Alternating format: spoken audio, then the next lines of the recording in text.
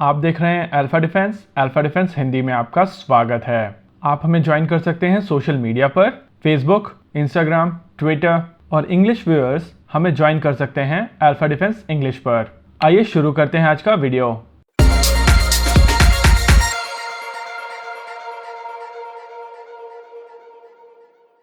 आज के इस वीडियो में हम लोग बात करेंगे अस्त्रा 2 के बारे में। रिपोर्ट्स आ रही हैं कि आज अस्त्रा मार्क 2 का टेस्ट किया जाएगा। ये एक ग्राउंड टेस्ट होगा, यानी कि एक ग्राउंड बेस्ड लॉन्चर की मदद से इस मिसाइल को लॉन्च किया जाएगा और इस टेस्ट के दौरान इस मिसाइल की नेविगेशन सिस्टम और प्रपल्शन सिस्टम को वैलिडेट किया जाएगा। गौर करने वाली बात यह है कि अस्त्रा मार्क 2 का प्रपल्शन सिस्टम अस्त्रा मार्क 1 से काफी अलग है। अस्त्रा मार्क 2 में एक dual pulse solid rocket motor का प्रयोग किया जाएगा, जिसके कारण इस मिसाइल की रेंज अस्त्रा मार्क 1 की तुलना में काफी ज्यादा होगी।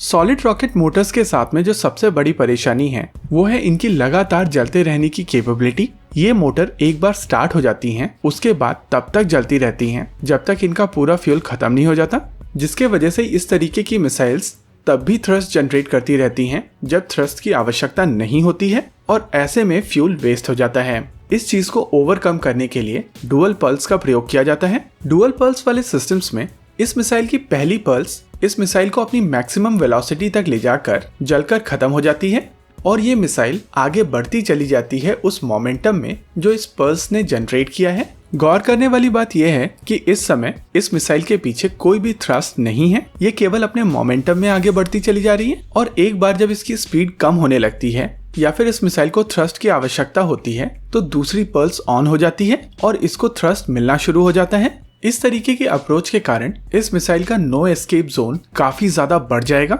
जिसके कारण ये मिसाइल काफी ज्यादा घातक हो जाएगी।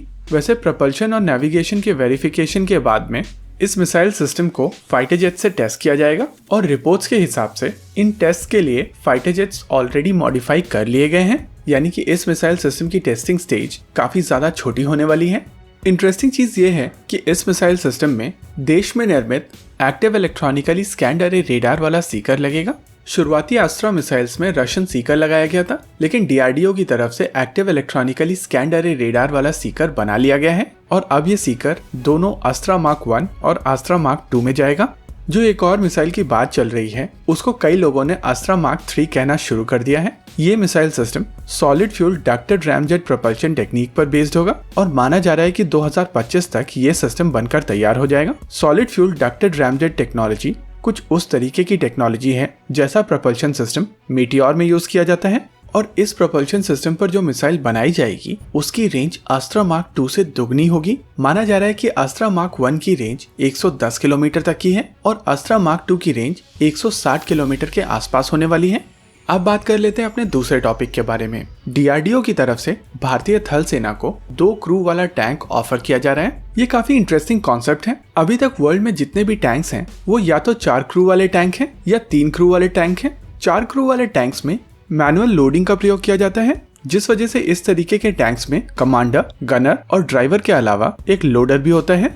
वहीं 3 क्रू वाले टैंक्स में ऑटो लोडर का प्रयोग किया जाता है, जिसके वजह से क्रू में लोडर की आवश्यकता नहीं होती है और क्रू का नंबर केवल 3 रहता है। 4 के क्रू वाला टैंक जनरली बड़ा टैंक होता है, इस वजह से इसमें ज्यादा प्रोटेक्शन लगती है और इस तरीके के टैंक का ओवरऑल वेट काफी ज्यादा बढ़ जाता है। अभी आप अपनी स्क्रीन पर T-72 और M1 एब्रम के कंपैरिजन को देख सकते हैं, लेकिन अब जो डीआरडीओ की तरफ से 2 के क्रू का टैंक ऑफर किया जा रहा है वो कंपैरेटिवली और ज्यादा छोटा और कॉम्पैक्ट होगा।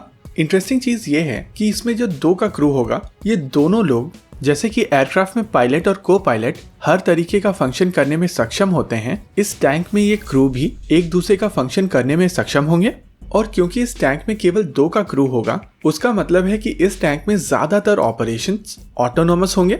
यहाँ पर यह समझना जरूरी है कि ऑपरेशंस ऑटोनोमस होंगे, अनमैन्ड नहीं, यानी कि क्रू अंदर होगा लेकिन ज्यादा ऑटोमेशन के कारण ज्यादातर चीजें ऑटोमेटिकली होंगी, यानी कि इस टैंक का ऑपरेशन पिछली पीढ़ी के टैंक्स की तुलना में ज्यादा एफिशिएंट होगा। वैसे अभी ये ऑफर भारतीय सेना को डीआरडीओ की तरफ से दिया गया है और भारतीय सेना की तरफ से इस चीज को लेकर कोई भी डिसीजंस नहीं लिए गए हैं, लेकिन इससे एक चीज पता चलती है कि आने वाले प्लेटफॉर्म्स को लेकर भारत के पास कितना पोटेंशियल है और अगर सही समय पर सही डिसीजंस लिए जाते हैं तो मेरे हिसाब से भारत को कोई भी टैंक बाहर से इंपोर्ट नहीं करना पड़ेगा। इसके साथ आज के इस वीडियो में रखते हैं केवल इतना ही। आपको क्या लगता है बताइए हमें कमेंट सेक्शन में। आगे आप कौन सा वीडियो देखना चाहते हैं बताइए हमें कमेंट सेक्शन में। वीडियो को अंत तक देखने के लिए धन्यवाद। अगर आपको वीडियो पसंद आया हो तो आप इसे अपने दोस्तों के साथ जरूर शेयर करें, और अगर नहीं पसंद आया तो बताइए हमें कमेंट सेक्शन में आखिर क्यों। देखते रहिए अल्फा डिफेंस। धन्यवाद।